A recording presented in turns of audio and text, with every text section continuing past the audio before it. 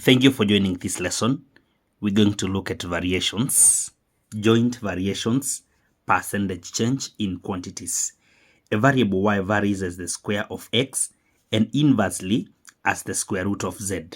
Find the percentage change in y when x is changed in the ratio 5:4 and z reduced by 19%. Remember to subscribe and to share the link with friends. So we are told that y varies as the square of x and inversely as the square root of z. So this is a joint variation where y is varying directly as the square of x, so x squared, and at the same time as the square root of z, but inversely. Therefore, we divide by the square root of z. So now we can replace the symbol of proportionality with an equal sign and a constant, where we shall have y being equal to a constant, say k, x squared divided by the square root of z divided by the square root of z. So this is the original y. But now, since y depends on x and z, and there are some changes in x and z, then we can look at the new percentage change in y. Therefore, we can check when x is changed in the ratio. So this is an increase in the ratio 5:4. So the new x prime, becomes 5/4 of the original x, and this is equal to, when you're 5/4, 5 divided by 4, this gives us 1.25 of the original x. So the new x equals to 1.25 of original x. Then the new z, 19% reduction, means now it is 81% of the original z.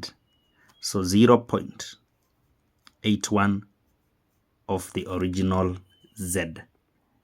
Now that we have the new x and z, we can get the new y. So the new y prime, becomes the new x, okay, constant, the constant does not vary, then the new x squared. So the new x is 1.25 of original x. Now we square. Then we divide by the square root of the new z, which is 0.81 original z. So we can first of all evaluate these values. When we take 1.25 and we square, we are getting 1.5625. 1.5625, a constant x squared, then divided by the square root of 0.81 is 0.9.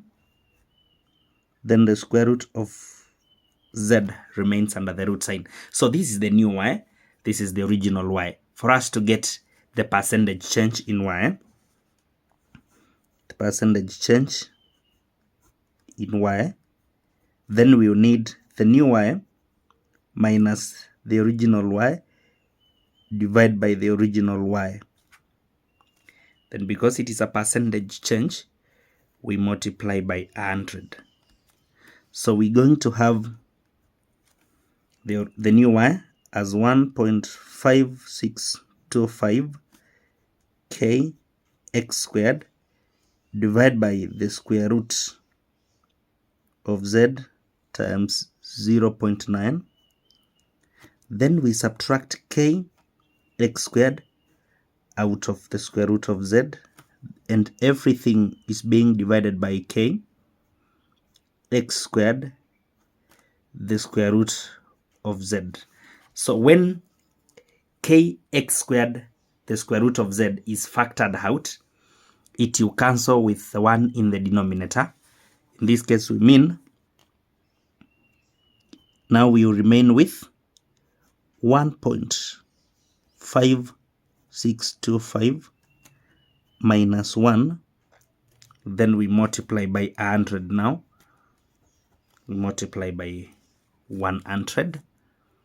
So this is going to give us, when we subtract, okay, there is dividing by 0.9, sorry.